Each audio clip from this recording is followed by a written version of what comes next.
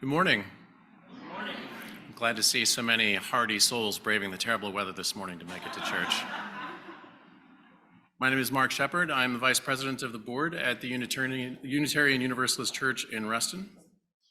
Whether you are on Zoom or here in the church sanctuary, we are so glad you are with us this morning. No matter how old or young you are, wherever you are on your spiritual journey, however you identify and whomever you love, know that you are welcome here. I have one announcement this morning, which is a reminder again for this year's Uucr auction. Please be sure to set aside Saturday, November 12th for our annual auction. It's the church's largest fundraiser, and it's also a lot of fun. After 2 years of virtual events, we are holding an in-person auction this year. Yay, yes, yay. With online options so that everyone can still participate. The online auction catalog is now open for donations and for early bids. We've also started selling raffle tickets, both online and in person. If you have questions, please contact Kathy Delianis or email auction@uureston.org. And then I believe Reverend Scott also has a couple of announcements. So I have wonderful news about the capital campaign. We are so close, my teeth are rattling. So we are almost there, and please, if you have intended to make a pledge and have not yet done so, or made that contribution, please do so. Any overage that we experience, we'll let you know when we reach the goal. Any overage will go right into the capital reserve to pay for a number of physical rehab things that we need to do here in the building. But we are almost to goal, and we thank you very much. Our goal is 186,000. We're within a whisper of it. And so please contribute today. Also, Saturday, November 5 is our anti-racism workshop with historian Andrew Sorbo from Connecticut. Please sign up. You get lunch and you get a historical analysis of how we have come to be here in this place of systemic racism in America. He is a leading scholar in this. I urge you to come. He'll be doing a chancel dialogue with me the next morning on Sunday the 6th. So those are my announcements. Thank you very much.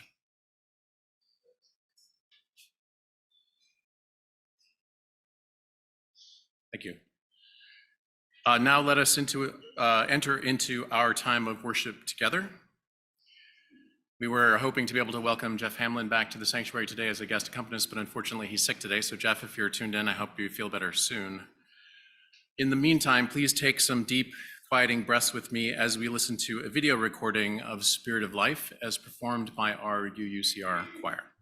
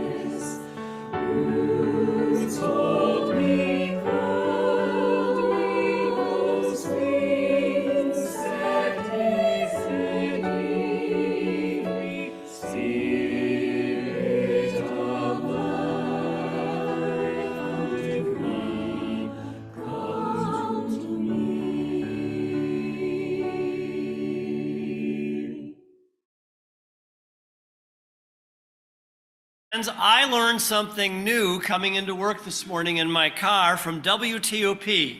A recent study reveals that a majority of working Americans regularly experience something called the Sunday Scaries. Do you know what this is? I went online when I got into the office. The Sunday Scaries. The Sunday Scaries are the anxieties one experiences on Sunday when thinking about the impending work week, school week, or other obligations that await in the week ahead. They are especially bad, this definition goes, when accompanied by an end of the weekend hangover. Well, my message to you outside the Beltway, friends, is here in this sanctuary of purpose, rest, and hope. This Sunday, set aside your Sunday scaries for this hour of worship. For we have gathered here to give thanks for this great gift of finding ourselves alive in so rich and beautiful a creation. Take a look. For gathering with folks of all generations to find warmth, fellowship, and meaning, to listen to the music and poetry that will calm our souls and bless our hearts, to share with our youth and children the values and hopes and duties that will enable them to lead lives of purpose, service, and joy, and to remind ourselves of our duty to seek justice, to practice compassion, and to share our love as widely as we can in this troubled world. Trust me, Monday, with all its troubles and complications, will come, but for this Sabbath hour, be at peace and calm and have hope, for this is our church, and together we can do good and reassuring things. Welcome. Our opening hymn.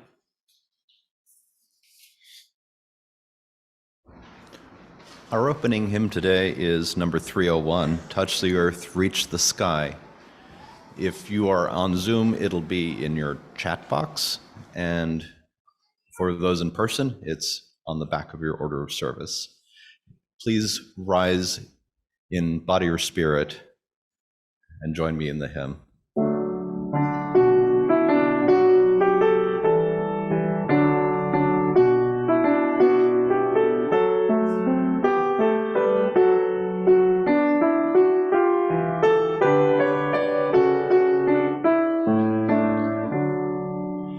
Touch the earth, reach the sky, walk on shores while spirits fly, over the ocean, over the land of faith, a quest to understand.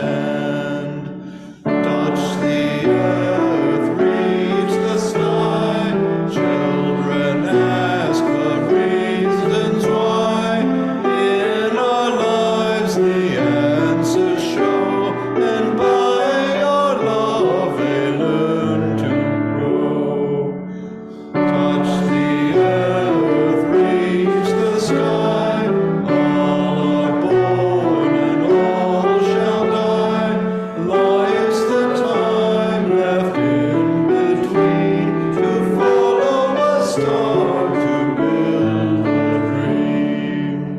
Touch the earth, reach the sky, hug the laughter, feel the cry. May we see where we can give, for this is what it means to live. Touch the earth, reach the sky, soar with courage ever high, spirits joining as we fly, to touch the earth, to reach the sky.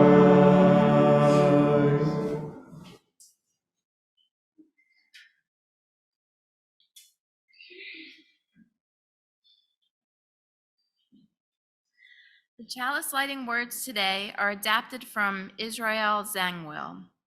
Come into the circle of love and justice. Come into the community of mercy, holiness, and health. Come into the circle of light and hope. Come and you shall know the peace and joy.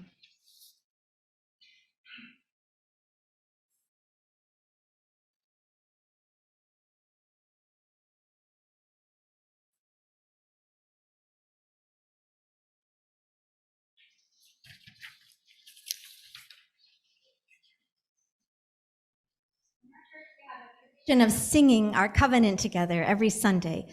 Love is the spirit of this church. This morning, we will sing along with our virtual choir video, which we haven't done in a while. And so if you are at home on Zoom, please join in. The words will be in your chat box. Here in the sanctuary, let's remain seated and sing along with our choir and congregation.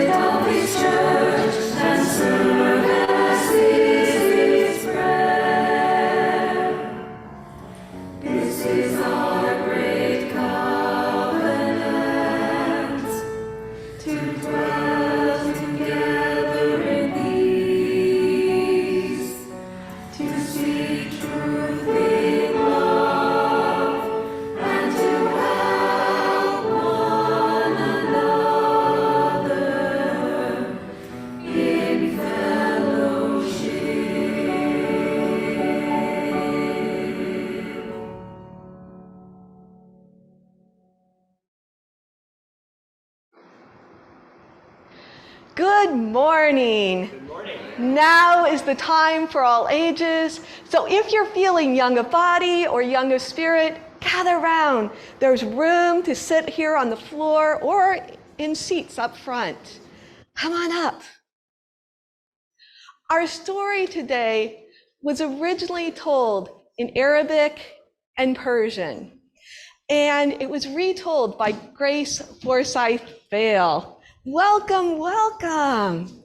Great to see you all. Once there was a merchant who was miserly and stingy. He didn't like to spend money on anything if he could help it. He was so stingy. He and his family wore clothes that were ratty, had holes in them. His family often had barely enough to eat. But he was most known for his shoes. His shoes were over 20 years old, and whenever they got holes in them, he had them patched with leather. They were patched with leather, with patches on top of patches on top of patches, and they were so heavy, he could barely lift his feet. When people heard him shuffling towards them, they said, "Oh, here comes Abu Qasim. That is the thriftiest tightwad there is." One day, Abu Qasim found a wonderful deal. He bought beautiful vases with perfume, and he was so excited because he knew he could make a great amount of money by selling them. He decided to celebrate by going to the public bath and getting a massage and a warm soak. When he got out of the bath, he couldn't find his shoes.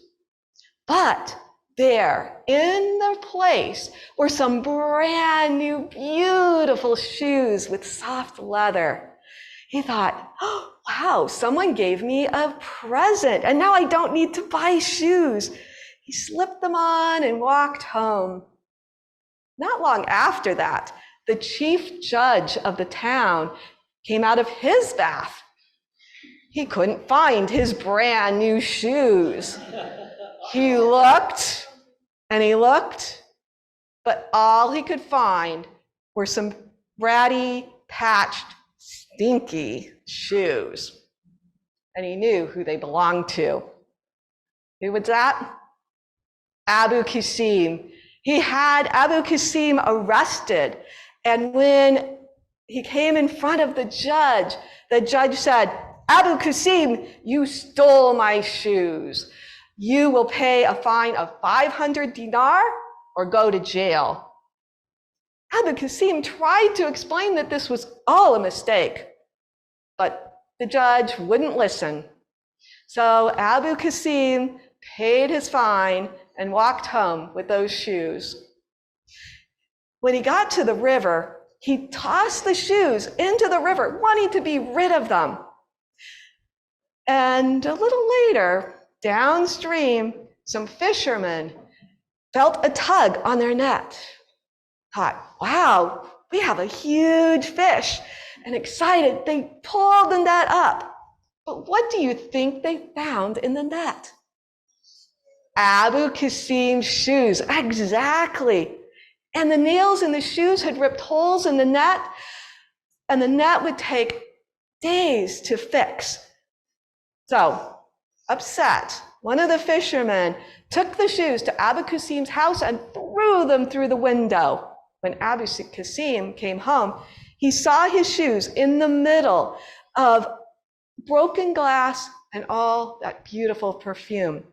He wanted to get rid of those shoes, so he tossed them in the sewage canal nearby and said, "You belong with the sewage." Well, the shoes floated through the pipes to smaller and smaller pipes where they got stuck. And the sewage backed up in the pipes and into the street and into people's houses. Well, when the workers went to find out what had happened, what did they find?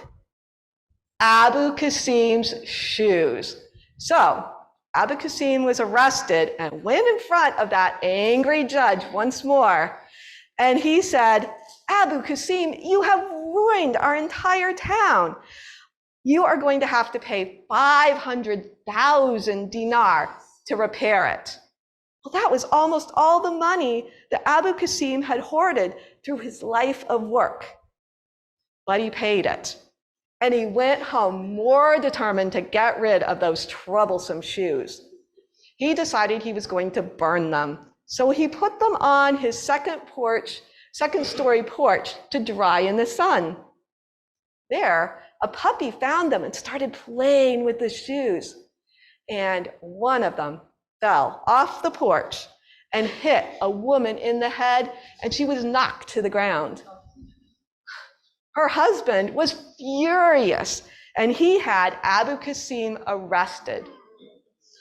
Once more, Abu Qasim went in front of that judge, and this time he said, "I will give all of my money. Just please, please write an order that I am not responsible for what my shoes do from now on." The judge, trying not to smile, agreed. And from that day on, Abu Qasim became a different person. He gave to the poor. He helped his neighbors. He made sure his family was taken care of. And whenever his shoes began to wear out, he never failed to replace them. Oh, I hope that we each may remember this story and be a little more like Abu Qasim at the end. And today, we have a special opportunity to practice giving through 2 offerings later in the service. And because we are talking about giving, we invite the children to return to their seats right now. So you may go to your seats. And then as the plate is being passed for the first offering, please please accept my invitation to join me in the back of the sanctuary to prepare for the second donation, a gift of food. Thank you. So now is the time in our service when we share our joys and concerns so that no one ever has to hold them alone. If you are joining us remotely this morning, as many households are, you may wish to light a real or virtual candle wherever you are to mark what is on your heart. As members of the assembled congregation come forward and take stones for each of their joys and sorrows and place them in the bowl which holds so much of our love. And if you wish to take a stone from around the bowl to remind you of what's on your heart this morning, we invite you to do so. And those at home may want to write their joy or concern into the Zoom chat. And if you do so, please remember that what you share is public. So now let our ritual of gathering our joys and concerns begin.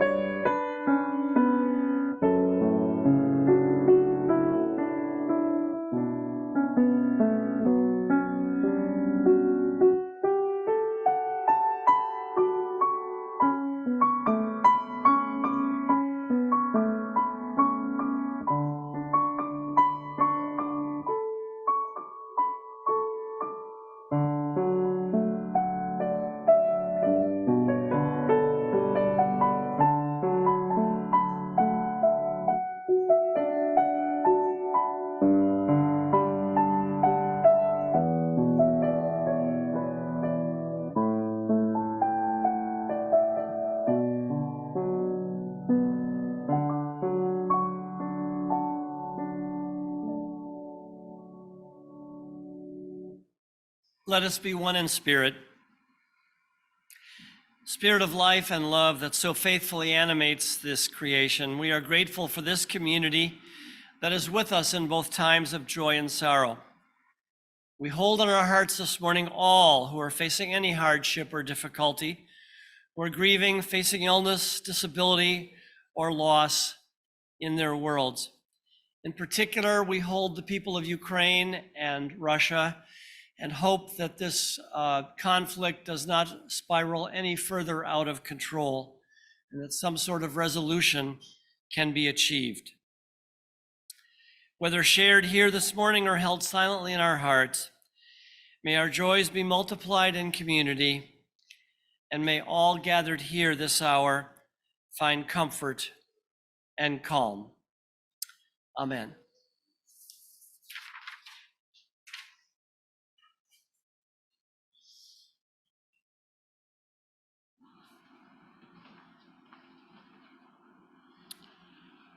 The second Sunday of each month is our dedicated offering to an organization chosen by the Social Justice and Social Action Committee. All of today's offering, except for pledge payments, which should be clearly marked, will go to Artemis House. Artemis House is Fairfax County's only 24-hour emergency shelter for victims of domestic and sexual violence, stalking, and human trafficking. It is part of the Shelter House Network. Shelter House Incorporated is a community-based nonprofit organization that provides crisis intervention, safe housing, and supportive services to homeless families and victims of domestic violence in our community. You can make your donation at the link in the chat and on your order of service, entering your donation into the Charity of the Month donation box in the online form. You can also write a check to UUCR with house in the memo line and put it in the offering basket or mail it to the church. And of course, you can put cash in the offering basket. As Linda mentioned earlier, during the Time for All Ages, we're going to have a second collection here in the sanctuary of cans. That will be an interesting and complex situation to negotiate, and we will all do the best that we can. Cans. It'll be a ballet. It'll be a ballet. It will be a wonderful moment of mixing. For collecting cans for cornerstones, so folks who have them, keep an eye out for the children as they move through the aisles with a collection item for that as well. Thank you all for your generous support of this important community organization, both of these important community organizations, in fact. May the ushers come forward at this time.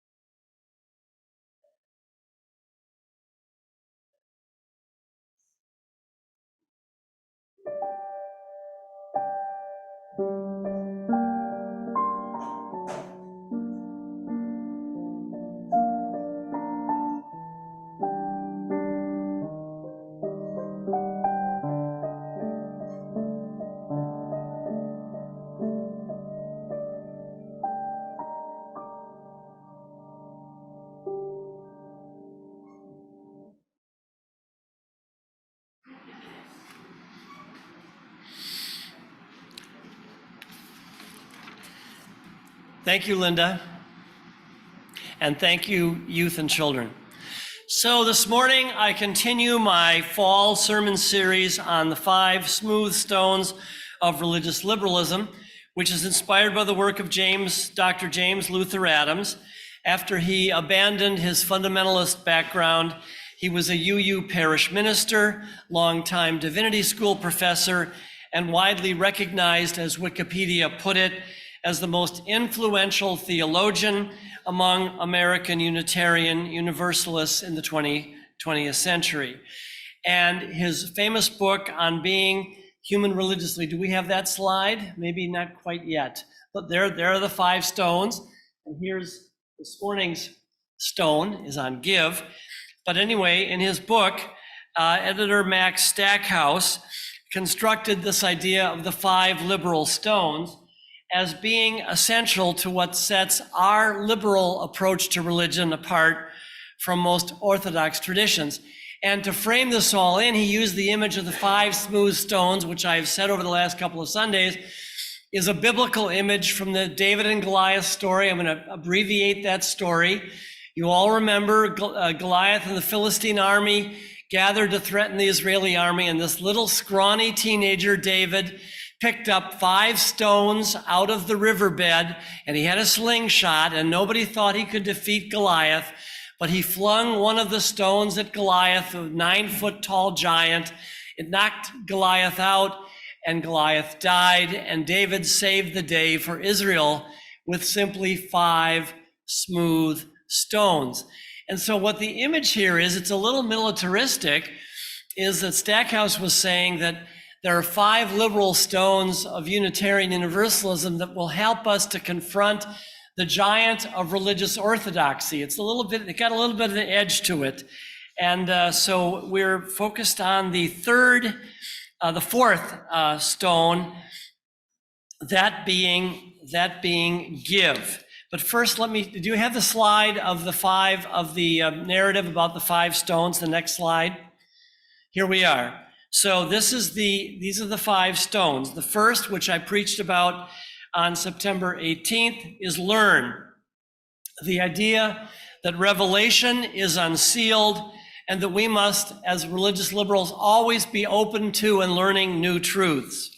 Then on last Sunday, I preached about respect, which to Adams is that we must be in right relationship with one another, with free will and no coercion in religion. And this morning, we're going to focus on the smooth stone of giving.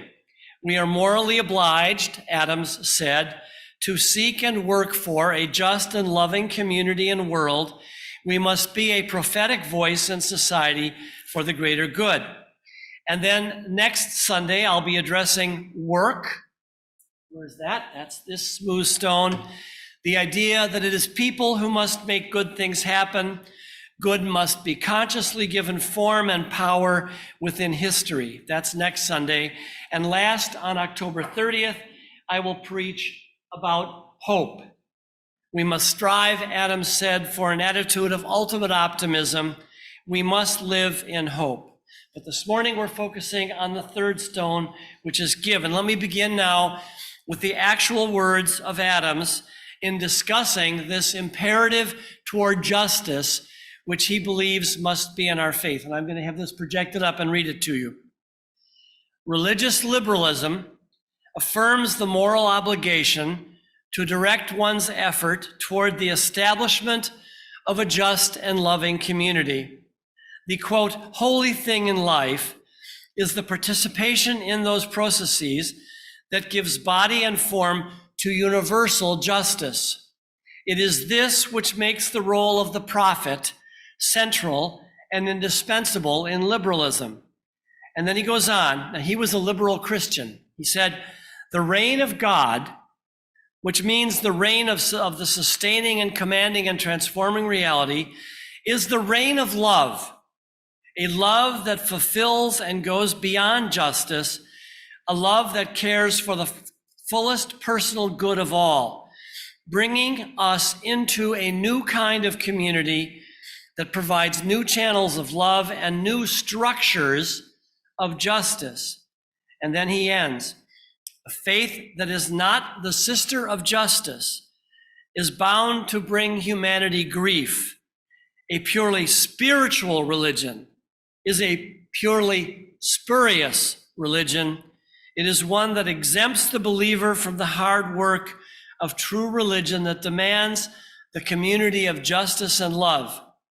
This sham spirituality, he ends, which is privatistic pietism, far more than materialism, is the great enemy of true religion. Now let me pause here for just a moment while this quote remains up on the screen and explain one crucial aspect of Dr. Adams' theological thinking. You will notice that in the middle paragraph, he defines God as, quote, a sustaining, commanding, and transforming reality of love. This is a classic statement of what is called process theology, a school of liberal theological thinking that understands God more as a verb, a process of love and peace and justice and connection that is alive in our world, rather than a noun, God being some supernatural, all-powerful, superior being sitting up on a cloud somewhere, pulling the strings of human history. As one of my colleagues, Elizabeth Stevens of Idaho, puts it, God is the creative, active spirit of love that keeps pulling the universe forward, pulling it toward life and love and peace and connection, keeping it from descending into entropy, stagnation, and collapse. What Adams is saying here in terms of social justice is that God, that sustaining, commanding, and transforming spirit that calls us toward a new kind of community with new channels of love and new structures of justice. That's what God is, a spirit calling us toward justice. This is why, to Adams, justice seeking is such a central component to religion. He believes that God, again, that transforming spirit of love and connection, literally calls us to actively participate in making our society more just and humane. In his long ministry, Adams often spoke of, quote, the prophethood of all believers. And here is his most famous quotation, which explains this. A church, he writes, that does not concern itself with the struggle in history for human decency and justice, a church that does not show concern for the shape of things to come, a church that does not attempt to interpret the signs of the times, is not a prophetic church. And then he goes on, we Unitarian Universalists have long held to the idea of, quote, the prophethood of all believers, the idea that all believers have access to the ultimate resources and responsibilities of the religious life. As an element of this, quote, radical laicism, we need, he went on, also to affirm belief in the prophethood of all believers. The prophetic liberal church, he ends, is not a church in which the prophetic function is assigned merely to a few. Only through the prophethood of all believers can we together foresee doom and mend our common ways.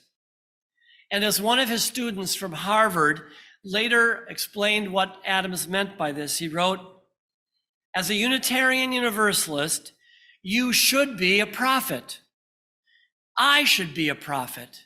We should be prophets. Each of us has an obligation to prophecy, to name what is wrong in our society, and to call us to love and justice.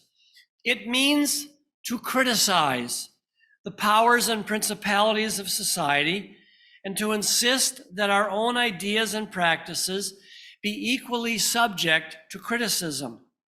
This, he ends, is the radical genius of liberal religion. All right, so this statement of Adams, statement of faith, that in all worthy religions, each one of us is a prophet, must passionately devote itself to a lifetime of justice seeking, is not only clear, it's also terribly important to us as we find ourselves in these very troubling times here in the 21st century. As a minister who has worked in this denomination for almost 50 years now, I passionately believe, and you do too, that seeking and serving justice and love is a crucial component of any worthy religion, our religion. Indeed, our second UU principle clearly affirms this, following the first principle, which is the inherent worth and dignity of every person, which clearly points us to justice, is the second principle. We affirm and promote justice, equity, and compassion in human relations. What Adams and the entire history of our activist faith is saying is that any inward-focused religion, I don't mean to pick on meditators, but any inward-focused or navel-gazing religion, which focuses exclusively on one's internal spiritual peace or happiness or personal salvation, is, as Adams calls it, a spurious or unworthy religion, because any true and responsible religion, any religion which serves what is truly holy, looks outward, works outward. Inward religion will poison itself. It will have no fresh water of justice and truth coming into it. And let me pause here once again to say, I am not saying that meditation or other reflective spiritual practices like yoga or Tai Chi lead one to neglect the outward justice demands of religion. In fact, at their best, the inward practices of finding calm and centeredness will help one to, with fresh energy, go out and make for a better world. But back to my major point. The most consistent message which runs through the writings of James Luther Adams, which I'm presenting to you in this 5-week series, is the following quote: "Faith is not fundamentally about one's beliefs, but rather it is about one's commitments. Find out what someone values the most, and you will find the object of his or her faith." So Dr. Adams is passionately arguing that justice work out in our community and world is an essential part of what it means to be religious. But perhaps we should pause here before we go on and try to define a little more clearly what it means for us to seek and serve justice. What I am obviously talking about here is serving social justice, not criminal justice, which is a whole different matter. I want to offer you for your consideration this morning the following definition of what I think social justice is for us as Unitarian Universalists. Social justice, I think, is all about the essential fairness. That's the key concept. The essential fairness, decency, and humanity of the social order.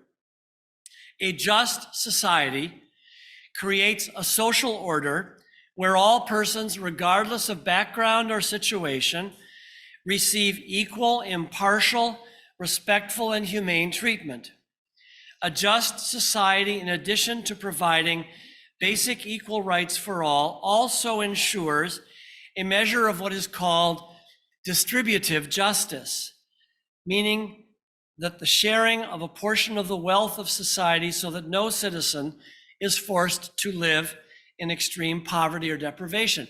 And this concept of distributive justice takes on more importance as the wealth gap in our country and society increases. You know what, 1% of the people own 94% of the resources in the world, something like that. And it's getting worse. So, Adams, so my definition goes on. In a just society, every citizen is provided with a basic and humane level of existence, receiving enough food to eat, a safe place to call home, quality public education, and the opportunity for a job which provides a decent standard of living for oneself and family. And then I end. In a good and just society, every citizen then is provided an equal chance to enjoy the basic joys and comforts and freedom of life. Now, this definition of mine is just mine, but it is reflective of the work of the great American political philosopher John Rawls. How many of you have heard about John Rawls and his theory of justice? In 1971, let's see a picture of him if we can. He published his classic Theory of Justice, which centers, as does mine, on the concept of fairness. In his thinking, you see the bullet points there. A theory of justice is based on fairness, which commands 3 bullet points. Fairness implies equal basic rights, equality of opportunity, and raising the prospects of the least advantaged in society. Now, I hope that you're persuaded by the work of Rawls and by my parallel definition. Nuances aside, and sometimes there will be disagreements among us about the level, for example, of distributive justice. How much do you provide for the disadvantaged before you impede the health of a strong capitalist society? There are arguments about these questions, but in the overview, the goal of a just and humane social order is certainly a key component in the kind of outward-looking, caring religion that we seek to practice here at UUCR. I think it's obvious to all of you who participate in the life of this congregation that we regularly work for a more just and loving and fair community and world. It is obvious because in addition to carefully tending to our own internal joys and community, you know, things like enjoying Sunday morning worship and religious education, neighborhood and men's and women's and other special interest groups, adult enrichment classes, potluck dinners now that we're moving past COVID, and other satisfying social and educational events. In addition to tending to the quality of our internal community, we also tend to the external needs of our community and world. And I just want to mention a few of the things to remind you of what we do here. Let's put up a list of our social justice and community outreach projects here at UUCR. We support recent immigrant and refugee families here in Northern Virginia. We support The Closet, the resale shop in Herndon. We support Cornerstones. This morning we gathered food, and other local social service and anti-poverty agencies. We support the Hypothermia Project for the homeless in the winter here in Fairfax County. We support Rest and Pride for LGBTQ community. We are now participating in the UU and Vote and other election initiatives which ensure that everyone has a voice in their governance. We participate in various DC social justice protests and demonstrations.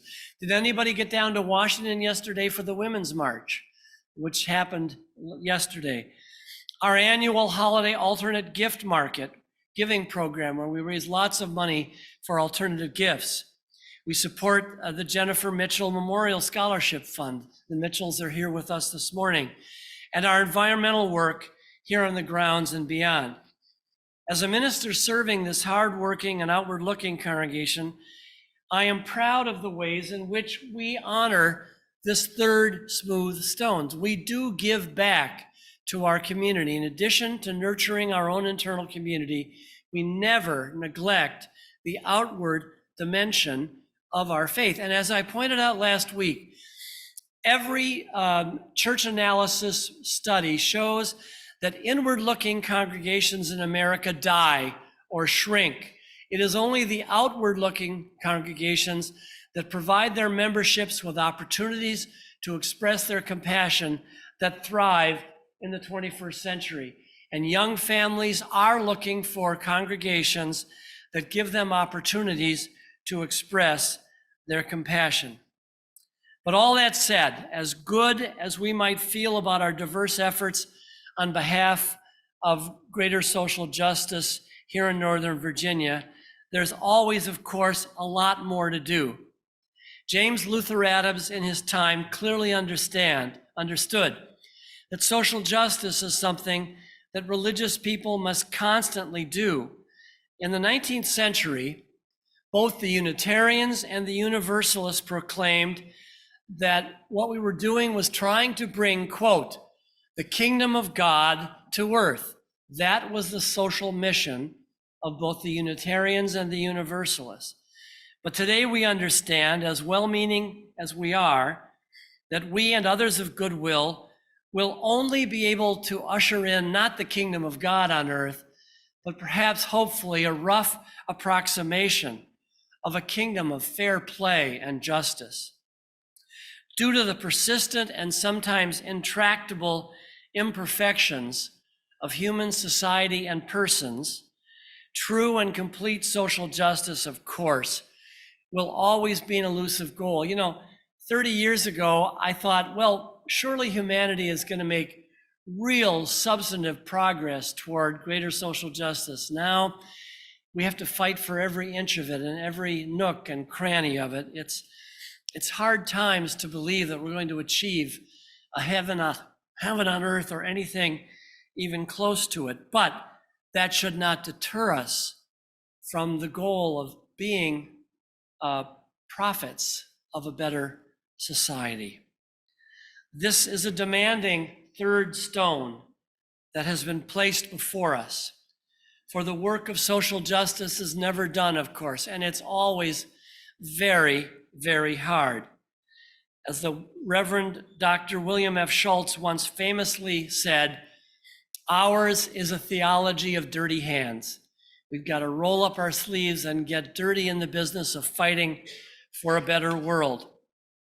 And so my message to you is never forget that you are a prophet. We believe in the prophethood of all believers. And I leave you with this simple admonition. Let's get busy. Let's keep doing this work, especially when the headwinds seem particularly strong. And I say and mean to you this hour, hopefully, amen. Our closing hymn, We Have Changed.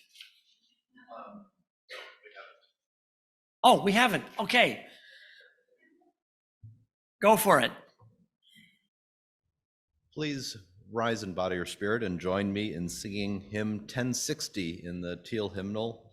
The words are also in the back of your order of service.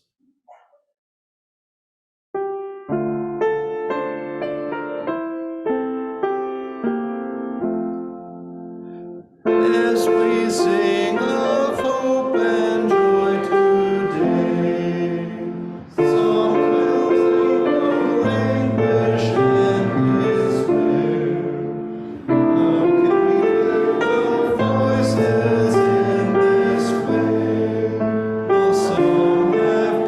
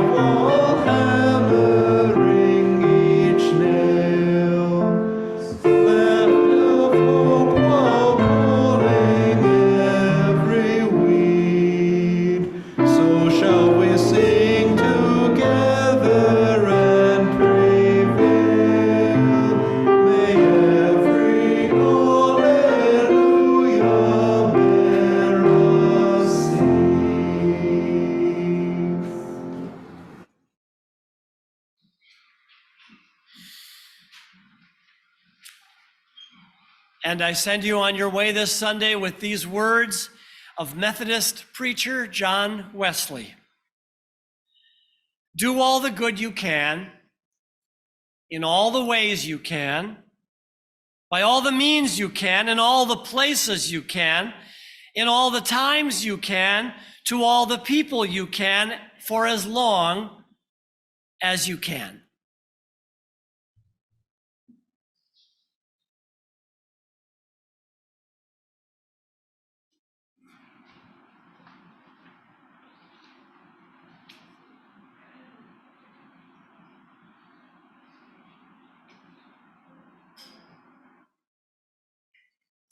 We now extinguish this flame.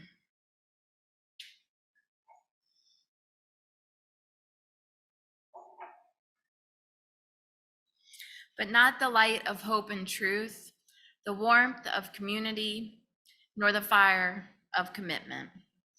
Those we carry forth in our hearts until we are together again.